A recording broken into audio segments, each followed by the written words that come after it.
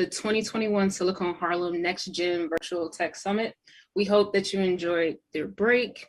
What we would like to do is, next up, we are excited to bring you a robust discussion about ethical issues in artificial intelligence technologies. I dropped a little question in the chat, and this is kind of the focus of the panel. Just because we can, does that mean we should? Think about that. A discussion about the ethical challenges, risks, and opportunities of artificial intelligence technologies. Please meet our moderator for this panel, Mr. Ken Granderson. He is the co-founder and chief technology officer for Black Facts. He will introduce the panelists. Go ahead, Ken. Okay, fantastic. Let me actually do the screen share.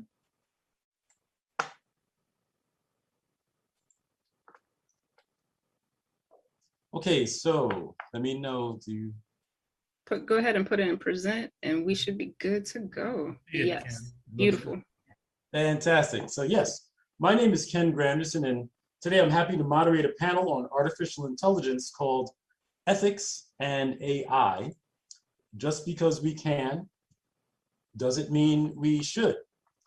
And now, especially over the past 2 years, most of us have learned to become super flexible, and it looks like we're going to have to do that today. I'm actually trekking right now because one of our panelists is traveling and about to board a flight, and so connectivity may be a little sketchy. She wanted to make sure that she was able to share some of her work with us, but I'm not sure if she is able to come in. So I was going to start off with her. I'm right here, Ken. I don't know if you're seeing me or if you can't see me. Okay, fantastic, beautiful. No, I can't see you, but I hear you, so we're I'm good. right here. So we can see you. We can see you. She has her mask on. That's it. No, fantastic. No, totally appreciate it. So, right, without formally introducing the session and panelists, without further ado, Reneé Cummings, the AI ethicist, data analyst, getting ready to board her flight, but wanted to make sure she could share her work with us. Take it away, Reneé.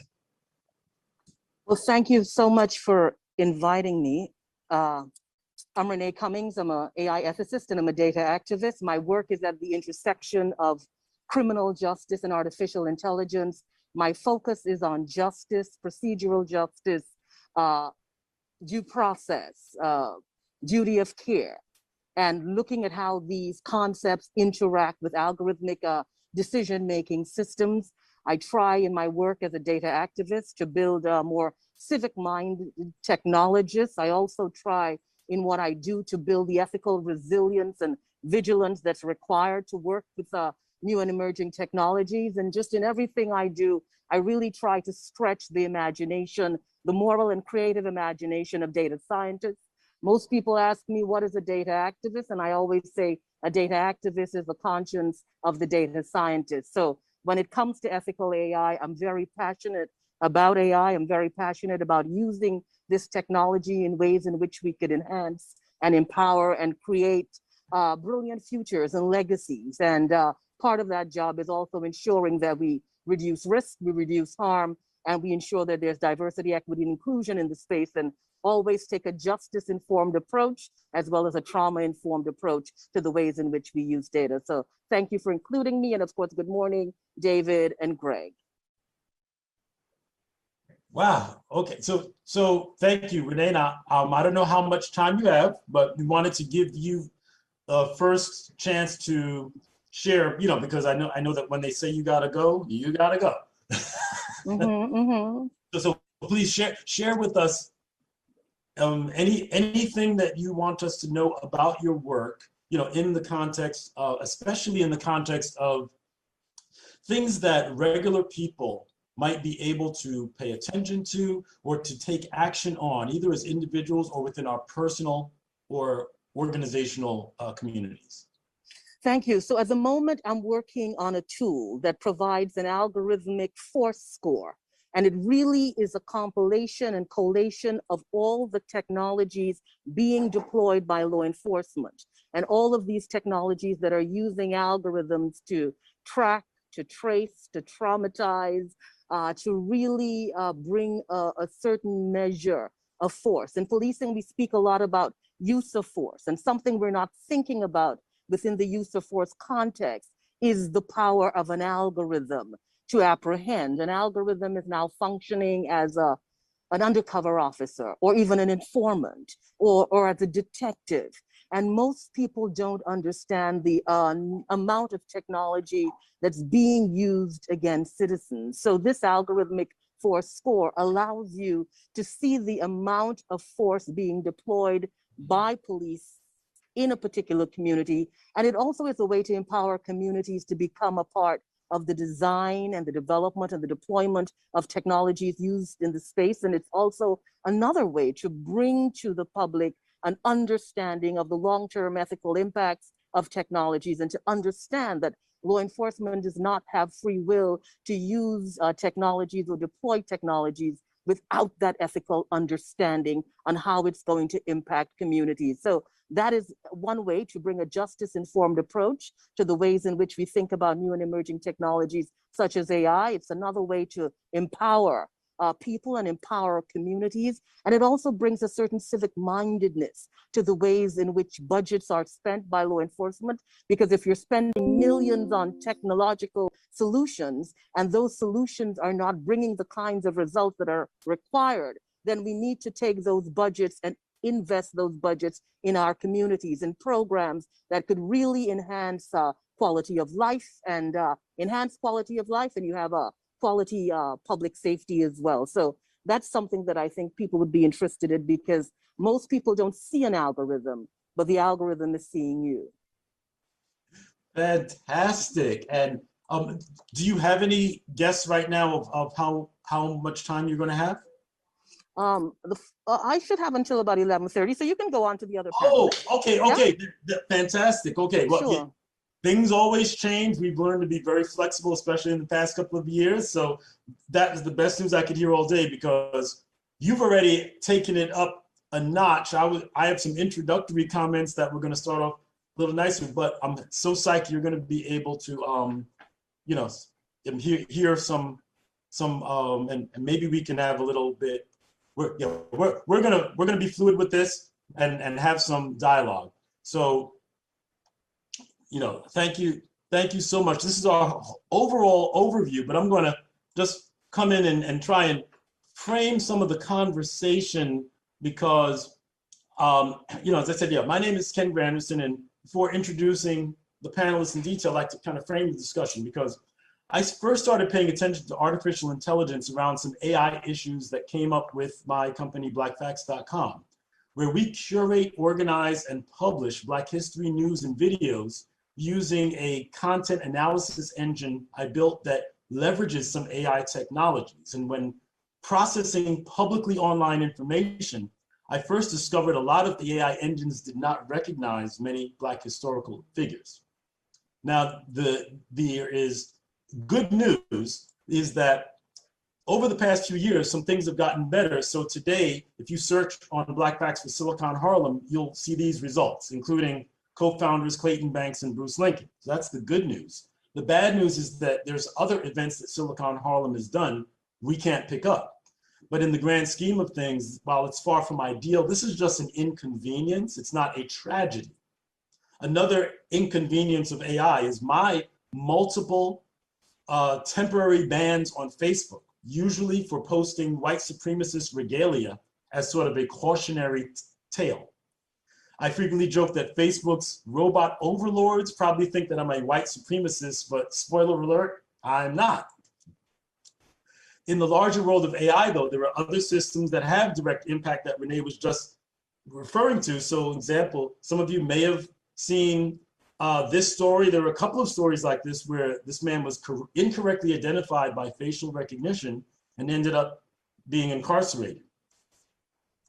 Even more troubling is that straight from the pages of many of the science fiction books that folks like myself have been reading for years, we have already arrived at the age of killer robots.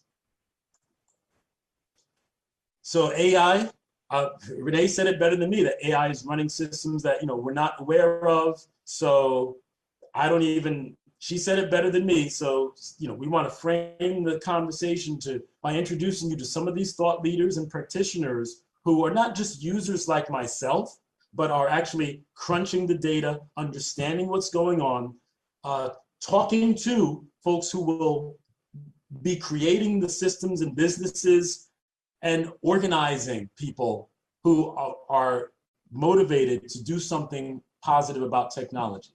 So, we have Greg Epstein, ethical technology author, Chaplain, David Ryan Polgar, ethical technology organizer, social media content advisor, and you've already heard a little from Reneé. So what I'm going to do is ask Greg Epstein to share some brief comments, and Greg has said that he's open for questions. Later we'll do public QA, but this whole panelist moderator discussion, David, Reneé, if you've got questions for Greg, while he's presenting some of his work that he does as president of the Harvard Chaplains, the Humanist chaplain at Harvard University and MIT, convener for ethical life at MIT, and he's a writer who writes on tech ethics. So he's coming from another angle. Please, Greg, so glad that you were able to join us. Please share with us some of what your work is in this space. And, again, Reneé, David, if you've got some questions for Greg, he said you can jump in at any time. Thanks, Ken. It's great to be with you. You're a friend. We've known each other for a long time, and it's an honor to be on this panel and be part of this discussion for Silicon Harlem. It's a great event. So I'll just try to say a couple things about myself and why I do some of the things that I do. Keep it brief so that maybe we can have a little interaction with the panel. I'm an unlikely choice for a panel like this. Some would say I'm an unlikely choice for any panel, given what I do. I'm a chaplain at Harvard and MIT, specifically serving atheists and agnostics. I've been doing that at Harvard since 2004 or 5, and at MIT since 2018. And I grew up in New York City, in Flushing, Queens, a neighborhood where anthropologists were studying my neighborhood when I was growing up there in the 80s and into the 90s as maybe the most religiously as well as culturally and ethnically diverse neighborhood in the United States, or even ever in the history of the world. I was the only white male American born kid in most of my public school, elementary school classes growing up. And that gave me a sense of a different world than what I was seeing on TV and in politics, which I was very interested in when I was a little kid, where everybody kind of looked like me. I mean, I had nice blonde hair back then, and I just kind of saw a world where, somebody like me, somebody who talked the way I was talking, although my mom was a refugee from Cuba and, had a very different experience than I did, child refugee separated from her family. And a world that I was viewing in my classroom where most of us were immigrants or kids of immigrants. And there's just a real disconnect there. Like, why is this world so much different from that world? And I think I really wanted to understand that. Majored in religion in college, and because I ended up feeling like religion was a way to understand why human beings are the way that they are. I started out interested in psychology, and then just got the sense that if you really wanted to understand what made a human being, you had to ask these big questions. Who am I? Where do I come from? Why am I here? What am I trying to do with my life?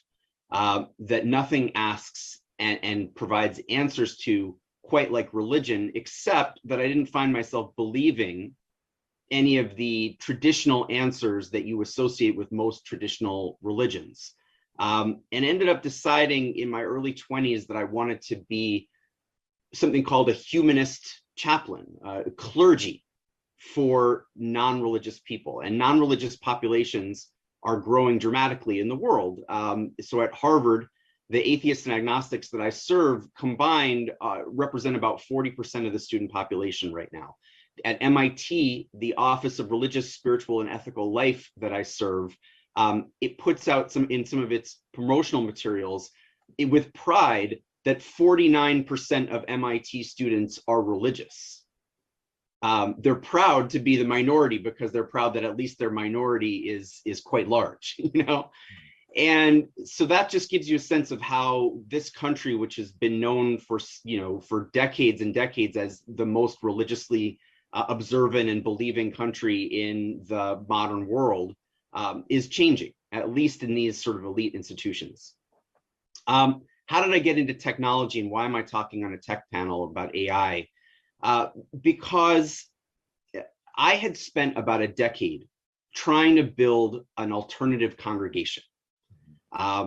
I felt that there's nothing quite like a congregation to give people a sense of meaning and purpose and connection and ethical guidance, and that the young people that I was observing, both in my own generation and then, you know, millennials are a tiny bit younger than me, and Gen Z, you know, just weren't affiliating with any kinds of congregations anymore. And I wanted to give people a place where they could go ethically, spiritually, communally, to be better people.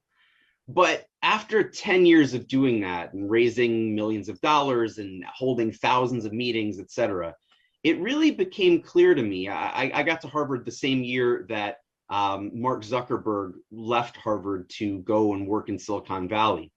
It really became clear to me that social media and the internet and Zoom and everything else is just replacing the congregation as the #1 meeting place, gathering place to gain a sense of purpose and identity as a human being in the world, flat out. And, you know, I've got my critique of religion, but neither did I necessarily think that that was a good thing, right? Just because I don't believe a lot of traditional religious theology doesn't mean that I think it's wonderful if the internet comes over and replaces it. And decided that ultimately, when I got invited to MIT, decided that the T in MIT, the technology that my students were being trained to design, to create, to propagate, and to live under as a kind of regime, was more influential than any theology I would ever deal with in my life. And so I've spent the last several years trying to think about questions with students and others at MIT, et cetera, like what kind of society are we actually building when we're building a society that is just dominated by tech? Is the society that we're building the society that we actually want? And if data is what determines the result of your algorithmic AI, what kind of data about what it means to be human are we putting into building an AI society? Because I see us inputting information like it's always a competition, no matter what. It's always about how special you are, how gifted you are, how chosen you are. It's always about efficiency and perfection, and there's no time for listening to one another, connecting with one another, being vulnerable with one another, because we're building a tech society where the object of tech is to win at all costs, to not be the loser, and to suck up the resources from the losers, who are losers in this game for no fault of their own often, and no choice of their own, to make the society and the life of the winner better and better and better. And that just strikes me as a fundamentally inhumane way to live. And, you know, I challenge the AI world to be meaningfully, markedly better than that, because I'm not seeing it yet. And I think it could be. Now, I'll just leave it at that and move on to David, who I know is much more involved in sort of the specific policies around this, and Reneé, whose work I admire a great deal. Wow, great. So I have a question for you. Mm-hmm. You know, and in context, yes, you know, wow. So for those who don't know me, I happen to be an MIT alum. And when I was graduating, when I was interviewing, that was one of the first times that I think I've always been a secular-minded person. But during the graduation, when all these defense companies were trying to recruit us, I think that was the first time that I consciously said, I'm going to make certain decisions based on ethics, because after a couple of interviews, I said I'd never want to wake up and hear on the news that something that I poured my creativity into was used to kill people. And I never interviewed for one of those kinds of companies again. No disrespect to anyone who is working in the defense world, but this is just my personal kind of choice. And I escalated that over time to make a strong commitment to use my technical skill specifically to try to do progressive things, and also been a digital citizen since like '93. You mentioned the competitiveness thing. And my experience at MIT and from knowing a lot of folks at Harvard is that these schools can be ruthlessly competitive. So my question is, given the folks that you're talking to and dealing with, how is this technology for good thing, how is that playing? Is that are folks resonating with that, or are they folks who think that we're just better?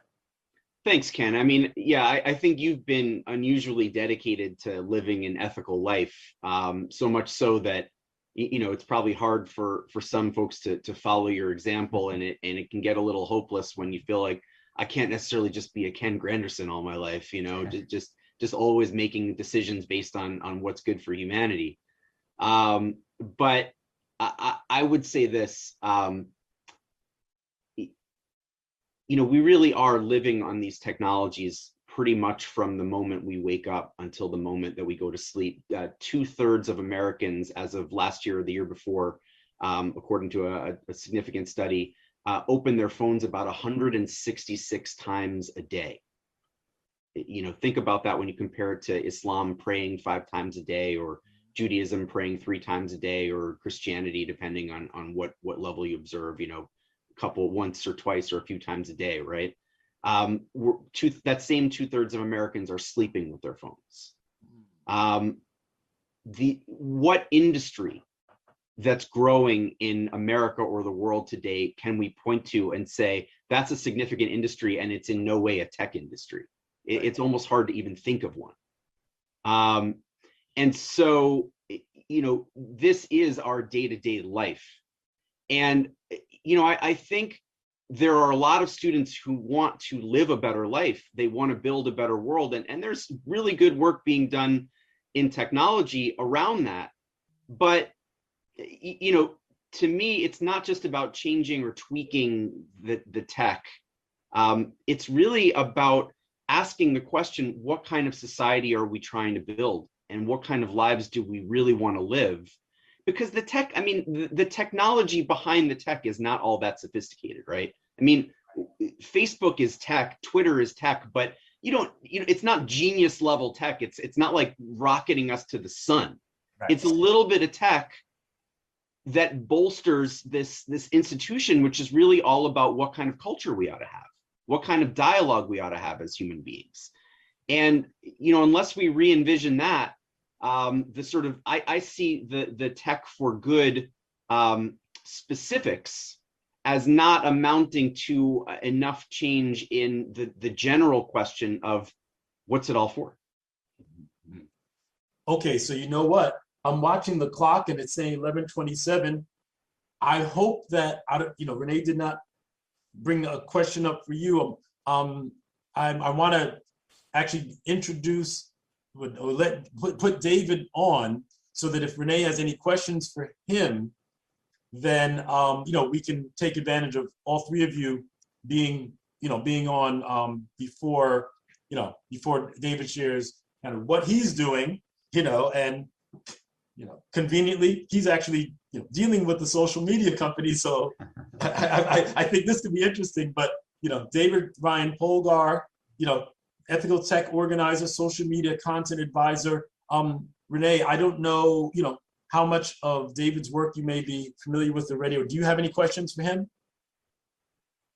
I'm very familiar with David's work, but I think we need to hear from David right now. So okay. I just want David. Well, thank you, Reneé. I get the I'm fortunate that Reneé and I get to interact quite frequently. I think we were both on some type of meeting earlier this week, and sometimes I wonder if Reneé has a doppelganger, or maybe some deep fake that's going on, because it seems like every time I pop into Zoom, I see Reneé talking about AI ethics. So it's always fascinating. I think it's going so well because her message is so needed about really kind of uniting and bringing more stakeholders into this. And then same thing with Greg, been a long admirer of Greg's work, and then especially hearing what you said about the T in MIT. I think that's something that I've seen firsthand, growing the nonprofit All Tech is Human, which is building a responsible tech pipeline, making it more diverse, multidisciplinary, and aligned with the public interest, is that technology is affecting how we live, love, learn, even die. Even my own background as an attorney and educator, the reason why I got motivated to kind of dedicate my life to this is because, similar to what Greg, you were mentioning, technology is not technology anymore. It's ubiquitous, it's pervasive, right? It's affecting the human condition, how we see the world, who we vote for, the jobs that we see or don't see, the people we interact and how we interact with them, and whether there's some auto-suggestion or how we're getting recommendation models, right? It's affecting a tremendous amount. And I think one of the pushbacks in recent years has stemmed from this larger kind of issue around, like, who are we? Right? If AI can know me so well, then who am I? Right? If it's predicting my next move, do I not have that kind of agency behind it? So a lot of the work that I'm doing, which I think is very related to what was already said, is that we need to kind of greatly diversify the activity of who's involved in this space. But one of the hurdles that I think is really relevant, especially in any issue around AI ethics, is in order to get more people involved in this area, we also need to ensure that those individuals feel welcome to the conversation. And that might seem overlooked right now, but it is a major, major problem, because I can't tell you how often, especially Ken on the Slack group that you and I are both on, for All Tech is Human, is that somebody will write and say, I have something to offer in this AI ethics space. I'm coming about it from a perspective, I'm passionate about it, but I have a background in psychology, or maybe I'm a lawyer or a psychologist or a social worker, and they feel like there's not a pathway. And that's one of the reasons why we created our Responsible Tech guide that we released in September of last year, and then recently did a special website at responsibletechguide.com for that, to showcase just this great broadness of the people involved in all these different perspectives. Because if AI is going to alter the future of democracy and alter our human condition, then it behooves us as a society to have everyone involved. In other words, we've heard a lot lately around the public interest. For example, in the recent whistleblower of Facebook, mentioning, well, is Facebook in the public interest? And there's this real kind of tension between the two. How can you have a public square inside of a publicly traded company? That's very hard to do, right? So you have a lot of tension here. But I think one of the parts that's overlooked, especially in a quote unquote tech for good or AI for good movement, is that we need to ensure that it's not one individual who is trying to kind of say, this is what an ideal tech future looks like. This is what an ideal future looks like. Because similar to our own democracy, you need to have this kind of amalgamation of all these different individuals who are fighting, right, with their ideas and making themselves heard to have a better process. So if we're going to have AI that's aligned with the public interest, we need to understand what the public interest is.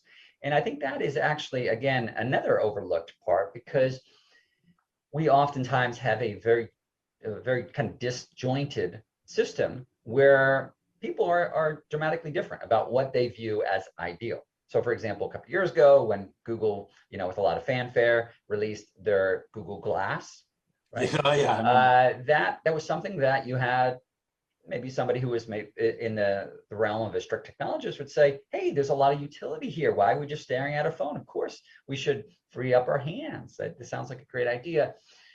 But then obviously it received a lot of pushback. And moments like that really are important to think about, because it showcases that in order to actually create a roadmap to a better future or tech future, we need to fully have a debate as a society about what that means.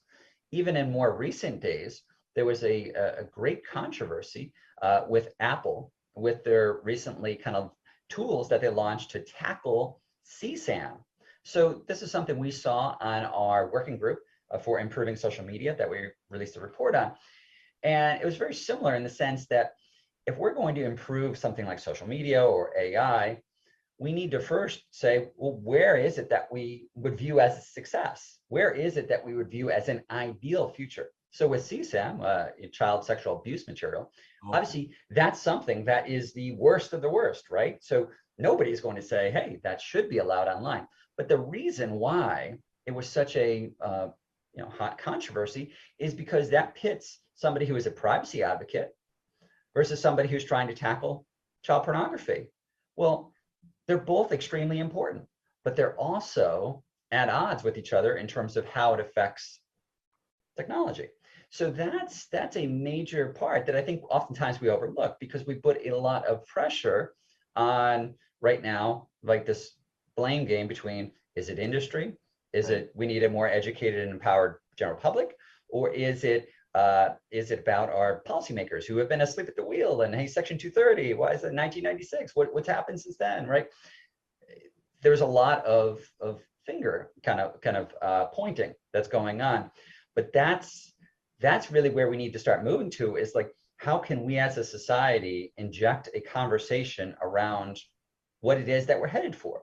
Especially, you mentioned, I do some work on content advisory council for TikTok.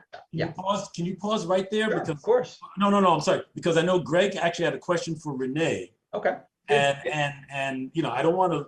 And I mean, when we get into it later, David, I had a response to something that you said too. Want to get your thought, but I wanted to ask something of Reneé if we have time. Reneé, are you still there?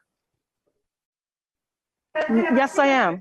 Okay, great. I just had a quick story I wanted to tell you, and I really wanted to hear from your perspective as an expert ethicist and working on the kinds of issues that you work on, what you would have said in a certain situation. So I had a conversation just before the pandemic in San Francisco at the home of an alum of one of the schools that I serve, somebody who was very successful, in their college degree, and then went on to found startups and make a lot of money and be very successful in sort of every way, including, doing things that people might look at and say, oh, doing good for the world, that sort of thing.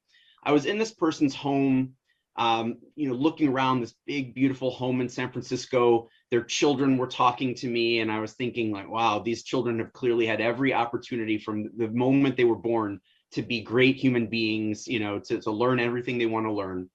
And I'm explaining to him my thesis that the technologies that he's been involved in designing have become kind of like a religion, in the sense that they're with us from our waking to our sleeping. They provide a sense of the meaning of our life, even if the meaning that we're getting from the technologies isn't always good. There are sort of everyday ritual. And he looks at me, this is somebody who I've been involved with before, because he had actually supported the work that I was doing as a non-religious clergy person. And so he thinks of himself as a very reasonable, rational guy, scientist kind of guy. And he says to me, oh, technology is not like religion. I mean, religions have hierarchies. And I didn't really know what to say to him at that moment, but I'm wondering, what would you say to somebody who says to you, no, technology doesn't have a hierarchy the way that, say, something like a religion would? Does it, from your perspective, and what does that look like for you? Greg, thank you so much for that question. And I think my response would be, I would be shocked, because I would think someone in tech would understand the hierarchy in technology. When we think about data and the power and the privilege inherent in data, we understand the hierarchy that's happening now in technology. When we look at the technologies that are being designed, when we look at the solutions that are being deployed, and we look at the fact that many of these technologies, when deployed, impact our underserved and our high needs communities, our marginalized and minoritized communities are the ones who are being impacted from this technology, then we understand the hierarchy, we understand the power, we understand the privilege that's inherent in a technology like AI or any new and emerging technologies. When we think about how data is collected, how it's analyzed, the things we include and the things we exclude, the kinds of technologies we're designing, and the kinds of results we're looking at for. When we think about facial recognition or law enforcement or the kinds of technologies that are being designed to incarcerate, to track, to traumatize, we understand the hierarchy. Technology reflects the hierarchy in which we live now. And this is why diversity, equity, and inclusion and justice are so critical to the ways in which we are thinking about technology. Because what we don't want to do is use this technology to keep replicating those hierarchies that have not served humanity. So that would be my response. So Greg, I'm not supposed to be a panelist, but I'd like to actually suggest something because I think I understand where he's coming from as a technologist. Yeah, please. Yes, so, in 1993 or so, when living in my basement apartment in Boston, with a computer and a phone line, I was able to put a program out there that let me quit my job, my mainstream tech job, out on Route 128. Technology, that was one of the events that launched me on the road to being, back when I was doing things like Roxbury.com, being called the technology evangelist, because that I believe was the closest thing to a meritocracy that the human race has probably ever seen. I was selling some software in a product that I used for a digitized Black History book on Boston's Black History was used by LiveLink Systems in Jerusalem as the basis for Encyclopedia Judaica. I had a couple of customers in South Africa, in Italy. And so I'm just like, wow, this is a wide open opportunity, et cetera. I knew a lot of folks then who were advocating strongly from the open source folks who make sure make software free. And I was like, that's a good idea. You're also going to stop guys like me from being able to make a living. And, that's not going to make it possible for regular folks to make a living selling software. Fast forward to today, in my personal biased opinion, because we have a generation of folks who are used to not paying for technology. So we have an oligarchy of massively scaled venture-backed companies that live, or public companies where their prime directive is profit by any motive, but they got to give away their product. They're the only ones that can survive because they have to scale so big to be able to use their free software as a delivery mechanism for something else that generates money, whether it's ads or whatever. So for many of these folks, I can imagine, who are stuck in that we're just nice people wanting to create software for the world, he doesn't really relate, or maybe doesn't want to accept the Frankenstein monster that has been created, that now has that hierarchy. So obviously, I can't speak into another person's mind, but having spent a lot of time, around people who have some of those thoughts, I could imagine that's what he's thinking. That's why he's thinking there's no hierarchy. Oh, I think you're right, Ken. I mean, the insidiousness sometimes of the problem in big technology is that there's plausible, psychological deniability for any of us, including myself.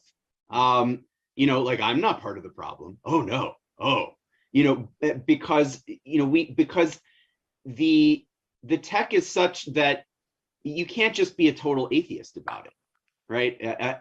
I'm working on this book where I'm calling it tech agnostic, because in the tech religion that we're all building, I can't say like I don't believe in any of it. I want to smash all my devices. I want to just chuck it all and live the life of where riding a wooden boat across an ocean is considered great innovation, right?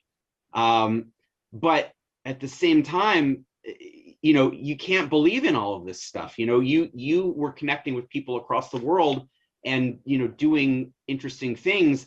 But if the world hadn't been set up in such a way to oppress, marginalize, and sort of stoke bias against somebody like you simply because of your skin color, your origin, in Africa or whatever, then you wouldn't have had the problems that you had that you were overcoming through some of the tech. No, I hear it, and you know what?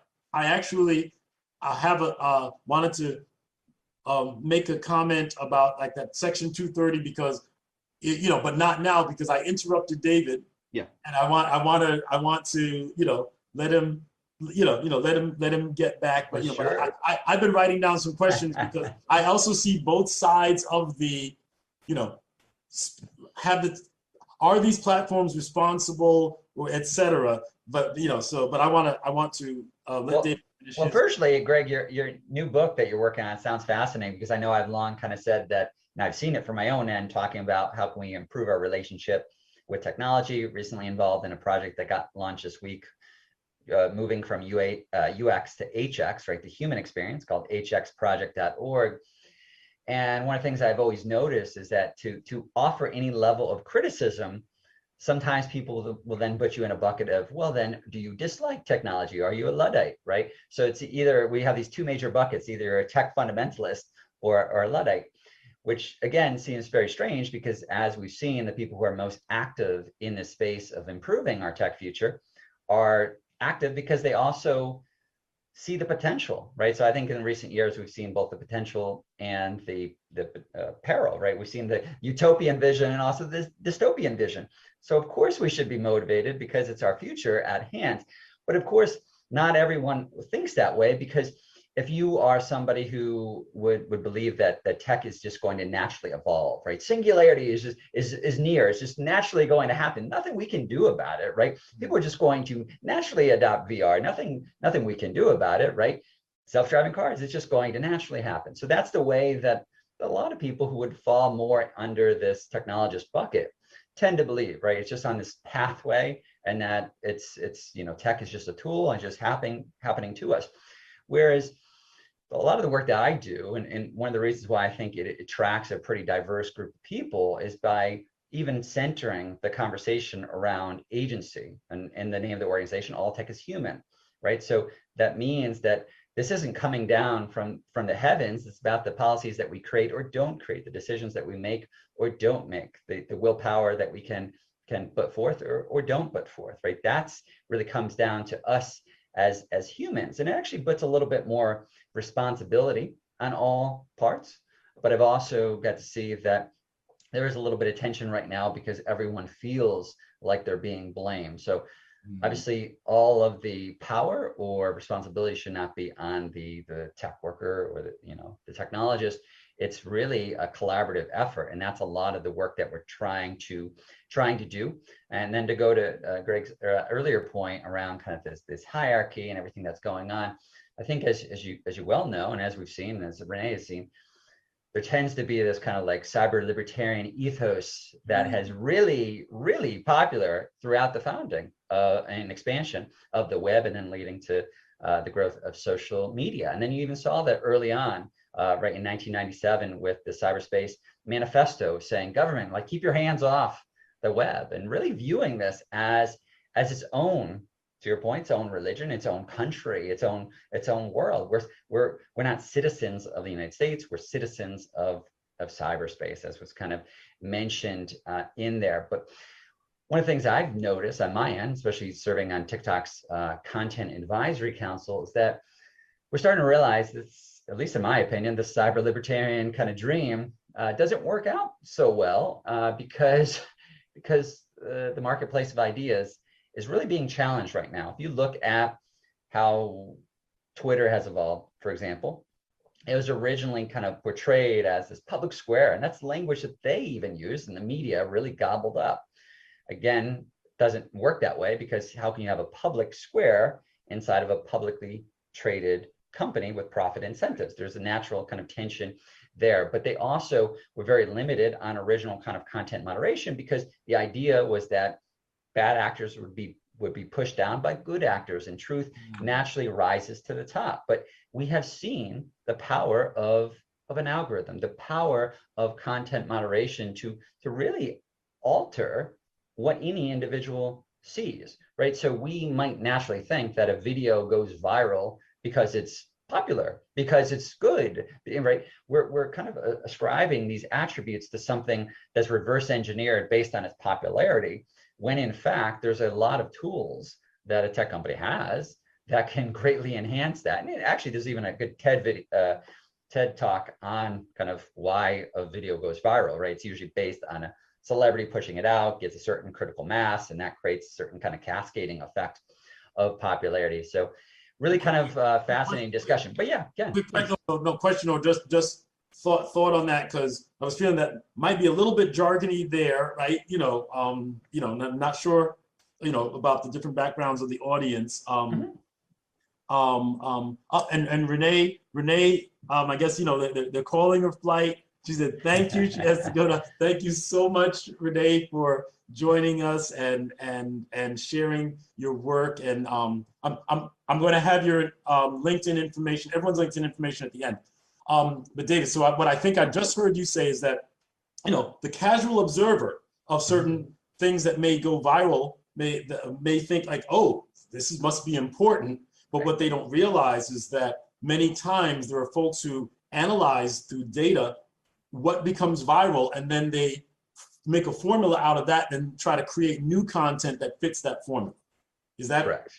Okay. That is correct. So actually in two ways. One, obviously people are trying to game a system for popularity. That's why everyone, for example, at TikTok, trying to understand its algorithm. How do you get on the For You page? What's going to create that certain level of popularity? But then you also have the secret sauce of the algorithm that is kind of more proprietary of each tech company, which becomes very influential on what we as individuals consume. And I think that's one of the tensions that's happening right now, is we're recognizing that tech companies have received, whether they want it or not, received a tremendous amount of power that is kind of shifted away from our traditional kind of like governmental bodies.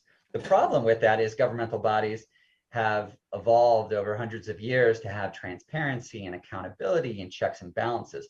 So I think if we really filter out and view some of these controversies of recent years, usually what people are demanding is a system that's actually kind of similar to a governmental body, right? Because right now with Facebook, what are we saying? Well, there really needs to be more transparency. There needs to be accountability. Mark Zuckerberg shouldn't have as much power as he has, right? And the reason why is because we're filtering that through this kind of democratic lens of saying, well, wait a minute, if Facebook is a public square and you have an unelected official who can't get voted out of office, then that's actually anti-democratic, right? So of course we're going to start pushing back on that. So I think that's one of the kind of evolving trends that I'm certainly seeing on my end. Okay, and you know what? We are the clock is running down on us. We had an audience question earlier that we may have touched on, but I want to address specifically. And I have a specific question about I think is it section 230 kind of thing. But the audience question is, they're wondering if the technology isn't so much a regime rather than a mirror, including the greedy, manipulative aspects that hold the strings. And I certainly have. Well, that's how I see religion as well. Mm-hmm. I happen to be an atheist who's dedicated my life to working in religious spaces, right? Mm-hmm. And so, you don't have to agree with me about either one, right? You can say, Greg, you're wrong about your atheism, or you can be, an atheist like me and say, Greg, you're wrong to, spend your time around religion. But what I see is all, and by the way, you don't have to agree with me on theology to agree with this. Like, they're all mixed bags, right? Like, think about if you're religious from a specific religious perspective, think about how you see all the other religions, right? They've all got some strong points and some weak points. If they didn't have any strong points, people wouldn't have kept them around. If they didn't have any weak points, they wouldn't be religions. And technology, to me, is functioning the same way. It's obviously got things that it does for us, right? It's a technology to be able to replace your hip when it's no longer working, or your knee, or to give you brain stimulation if some aspect of your brain is not functioning properly. On the other hand, the technologies are currently contributing to a world in which we're all being worked so hard, physically and mentally, that our hips and our knees and our brains are increasingly giving out. And where there's very little compassion to create a world in which life will be a little bit easier on us physically and mentally, and create a world where we can spend a little bit more of our time thriving. I mean, we don't have to suffer in some of the same ways that we used to suffer. But we have very little free time, truly free time, to enjoy it. And increasingly what free time we do have is spent like this. Which is the opposite of the very point of technology, right? If you look at this utopian vision, let's say in the Jetsons, that launched in the 60s, George Jetson only worked like 4 hours a week, right? Pushing a button. So that was the idea, increased leisure time. Hasn't worked out that way. Mm-hmm. Well, and you know what, interesting, I, in many ways, try to, step back and look at things like objectively. I've always felt, and from my personal experience and just participating in online forums since they were just grassroots people and watching, the Facebooks and the Twitters involved, I've always felt that technology is an amplifier, similar to many ways as money. It lets you become a whole lot more of whatever you were.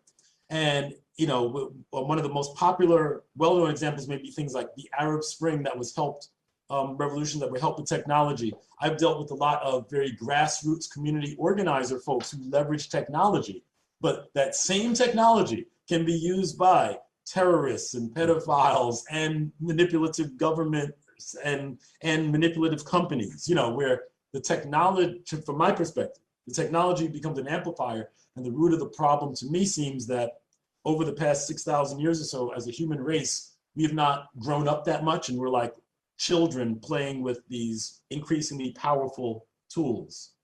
So, Ken, if you don't mind me adding, I would say it's definitely not a mirror. And the reason why is even if you look at something like social media, do you post what you like, or do you post what will be liked? Right. So we're really kind of molding a lot of our behavior based on the fact that it's tied in typically with metrics, which is one of the reasons why platforms are discussing metrics anxiety and whether they should remove that from how it's publicly displayed. And Instagram's made a lot of changes on something like that, because that would alter our very behavior. The other part, I'm sitting in Manhattan or New York City has dramatically changed over the last 40 years in terms of its crime, even though the population has been relatively stagnant. So you would say, well, if crime is just a mirror of society, then what is that saying about the design of environment? So I think the reason why I would say it's not a mirror is because environmental cues dramatically influence human behavior. If you put somebody in a prison, they act like a prisoner. If you put them in a nice house, they sit up a little straighter. We're affected by design. And that's what we're starting to look at in the tech world, is specifically with social media as well. Something that I think is critical to what you just said, right? Environment, most of us realize that, influences us. The thing is, it's not a natural environment. The environment itself is being controlled by puppet masters who are not, neutral. They, if they've got a motive for their company to increase engagement, then, if it bleeds, it leads has been a saying from news forever, same thing. And that's why you end up with the fake news and the hoaxes and the conspiracy stuff. And then what you just brought up, David, is that it's double challenging because individuals who are looking to establish themselves, et cetera, are going to post things not based on a fair, sort of thing, but based on things that they believe are going to be more engaged with. So yes, I have to say that. I think that would affect everyone, myself included, right? Who wants to post something and be ignored, right? So we're constantly Right. having this kind of system that's going to make our lives lived out in public, which is going to affect us. We're down to just a few minutes, and so maybe some final comments, and I guess I kind of addressed that Section 230 thing, being that as someone who puts information out there, I'm very concerned about the idea of companies like Facebook being held accountable, because, for example, when I hosted Boston Blacks Online as an email discussion group, I had to intervene once in an online argument because someone was threatening to show up at somebody's job, and Mark Zuckerberg might be able to be sued, but Ken isn't. Okay, so anyway, but I don't know. Some final wrap-up thoughts. Sure. My son he's 5, and the Google YouTube algorithm has him in the palm of its hand. And I tried to be really limited in exposing him to it before the pandemic. But when the pandemic hit and everybody's at home and there's nothing to do, you look around for some activities, and it's very difficult to find stuff that isn't connected to that algorithm, right? So the algorithm has him. And it really is very much like an addiction. I wrote a big piece that was a cover story for the Boston Globe Ideas section at the beginning of this year about how we were all addicted to technology. And I've increasingly struggled with that. Yeah. Yeah, I got to play journalist and say, got 30 seconds, my man. All right. So no, we're at a 1 minute warning. Yeah. So, but I explained to him, as the algorithm feeds him kids' stories about cops and robbers, that make sure you investigate that algorithm, because what it won't tell you is that the biggest villains, the biggest robbers and thieves in this country, look like good guys and think of themselves plausibly as good guys. What they're stealing is the wages that most people ought to be making, thus that their lives would be fairer and more just. And that's the biggest theft. It's not criminal costumed robbery. Got you. And you know what? Look out for more conferences and talks. We have to keep going. David, last words. All right, 30 seconds. Technology is not just for technologists. Everyone needs to be involved. We need to shift this. Breaking news! News! Time out! Looks like we just got an extension, 5 minutes. So I'm sorry. hey, I live in a very fluid world. Everything is an opportunity. So yeah. Well, then I guess I would expand on what Greg was saying around his 5-year-old and the algorithm. I think what I'm seeing specifically, which is important, is how do we view an algorithm? If we start viewing it as an extension of self, that's where there's going to be a lot of issues, because we're thinking that it's in our best interest, right? We're seeing it as, well, it knows me so well because we're giving it so much data. It's making kind of with these predictive models. And that's taking away from the underlying kind of motivations that would happen in any system. I think that's one of the issues that's going on right now, is we're still getting at what is this power of an algorithm? How is this affecting our behavior, and what is the future that we want? But since we have a couple extra minutes, I want to give Greg back a few minutes too, if you wanted to kind of wrap up. Yeah. For you then, yeah. Yeah, and I want to ask for either of you guys, can you try to think of something that the audience, an action they can take, or something to start reading up on, just whatever, to start becoming part of the solution? Well, if you go to responsibletechguide.com, the reason why we launched that site, and then it's a downloadable PDF, 226 pages of people, organizations, and ideas of this nascent responsible tech space focused on kind of reducing some of the harms of technology and aligning with public interest. That's actually created specifically for actionable ways that people can get involved. Because since founding All Tech Is Human in 2018, people always ask, all right, great, I want to come off the sidelines and get plugged in. We have a list of over 250 organizations in the space. We've interviewed over 300 people in this space. Though there's ways to get involved. You can volunteer, you can attend summits, we have a list of books, a list of podcasts. Start wherever you are in the process right now and be part of this process, because you're needed. And this is our tech future, this is our future, this is our future democracy. So it is something where we all need to be involved. Please repeat the address again. The address is responsibletechguide.com. Okay, thank you so much. Thank you, David and Greg.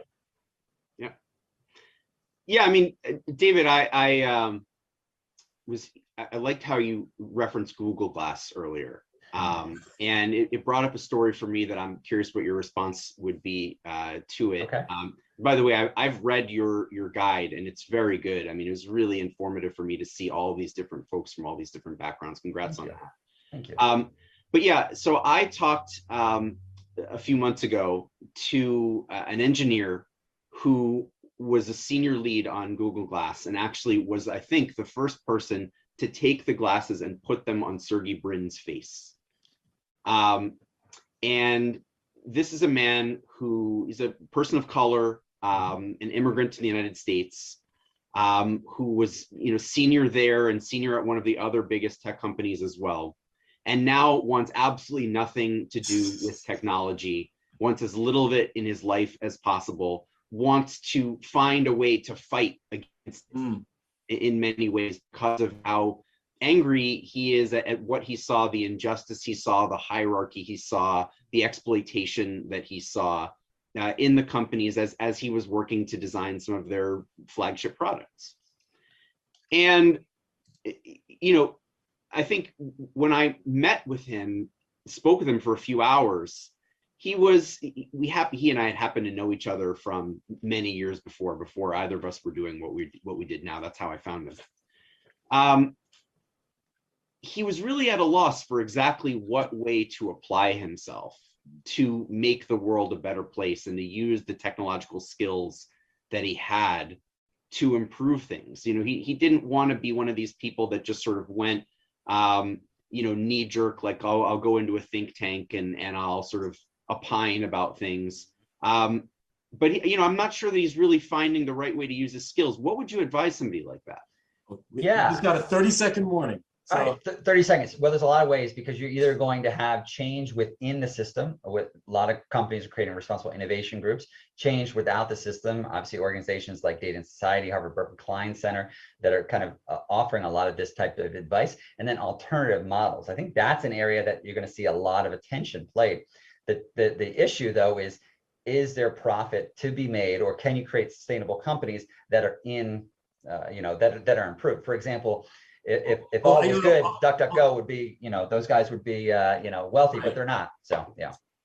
Thank you. I know we got to go to the next subject. Thank you so much to Reneé Cummings, Greg Epstein, David Ryan Polgar. This has been fantastic. I'm Ken Granderson signing off and passing the baton to Congresswoman Gibson. This has been great. Thank you. Thank you, Ken. Thank you, David. Thank you, Greg. And thank you, Reneé, for that wonderful conversation.